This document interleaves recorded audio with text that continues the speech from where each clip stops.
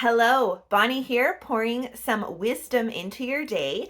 I've just finished my series on A Hunter Gatherer's Guide to the 21st Century. So if you want to check out my thoughts on that book, go look at all of those videos.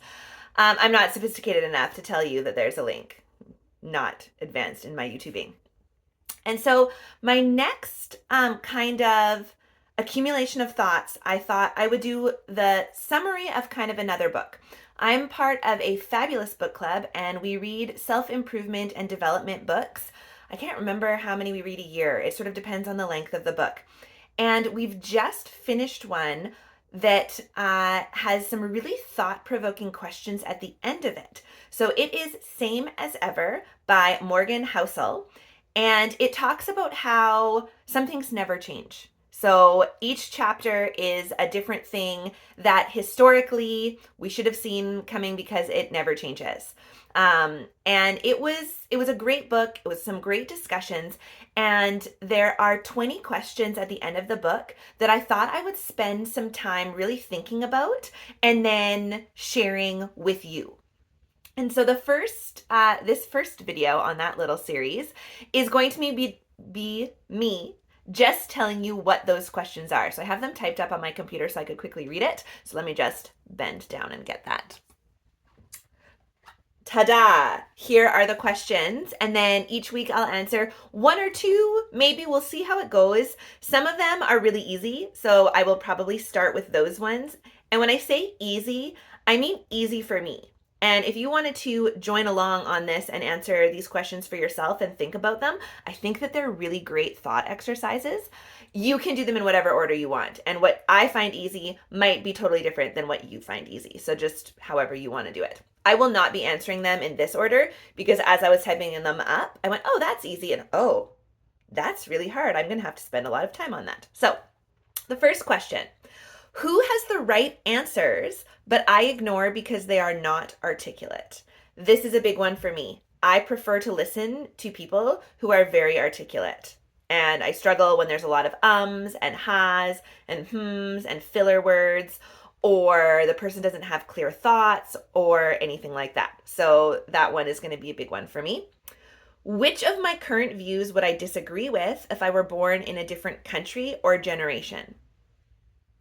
Probably all of my views. So we'll see how that goes. What do I desperately want to be true so much that I think it is true when it's clearly not?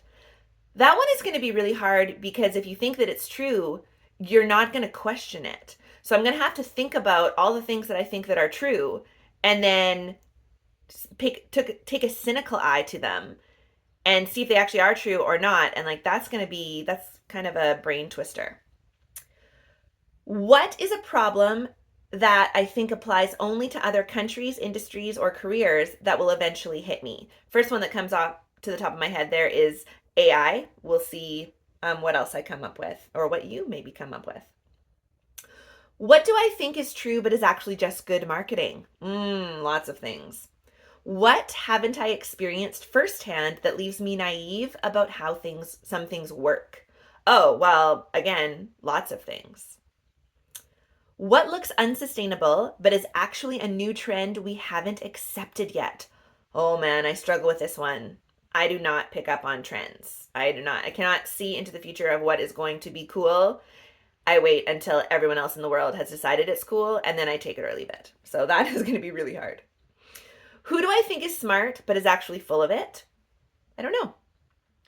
Am I prepared to handle risks I can't even envision? I'm excited for this one. I want to say yes, and I'll tell you why in that video. Which of my current views would change if my incentives were different? Again, probably all of them. Well, maybe not actually. I don't know. I'll have to explore that. What are we ignoring today? Oh, computer. Sorry, excuse me. What are we ignoring today that will seem shockingly obvious in the future? I always think about this question all the time. I'm wondering, like, 50 years ago, we believed this and we're doing this, and that's ridiculous. In 50 years, like, what are they going to think that we're doing that's completely ridiculous? I always think about that. So that's a really fun question. What events very nearly happened that would have fundamentally changed the world I know if they had occurred? This is another one that I think about frequently, and I think lots of people do. Like, A really common one is if World War II had gone differently, like what would the world look like? And various people like to talk about and explain what they think would happen. That's a really fun exercise to do. I was gonna say with your friends, like at a party. I don't know if you guys party the same way that I do, but that's something that I would do with my friends.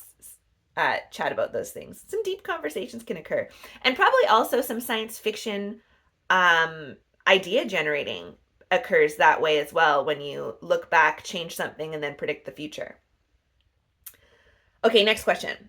How much have things outside my control contributed to things I take credit for? Really good question to sort of check your privilege. How do I know if I am being patient, a skill, or stubborn, a flaw? I am both. I'm patient and stubborn, and I don't know if I can tell the difference. How do I? Oh no, that was the one. Who do I look up to that is secretly miserable? Lots of people. What hassle am I trying to eliminate that's actually an unavoidable cost of success? Every hassle possible. What crazy genius that I aspire to emulate is actually just crazy? That one's going to be a hard one for me to answer. I'm not sure. What strong belief do I hold that's most likely to change? Ooh, another excellent question to ponder. What has always been true and what is the same as ever? So, calling back to the title of the book. So I'm really excited for this series. I don't know if I will do like 20 videos of all of those questions. There's 20 questions. But I think that they are excellent questions when you have time for reflection in your life, when you're journaling, when you are stuck in traffic, when you are, meditating or you're outside gardening or just like time to yourself. These are really excellent questions to, sorry, a text just popped up. Excellent questions to just think deeply about. And some of them I think will shape your future and allow you to be more prepared for changes that are coming. So based on the previous book that I was talking about, we're in this like hyper novel world and we need as many tools in our toolkit to help us navigate it and stay sane because it's going to be crazy. And the more we can think about these things and practice into the future, the better equipped we're going to be to actually manage some of those conflicts.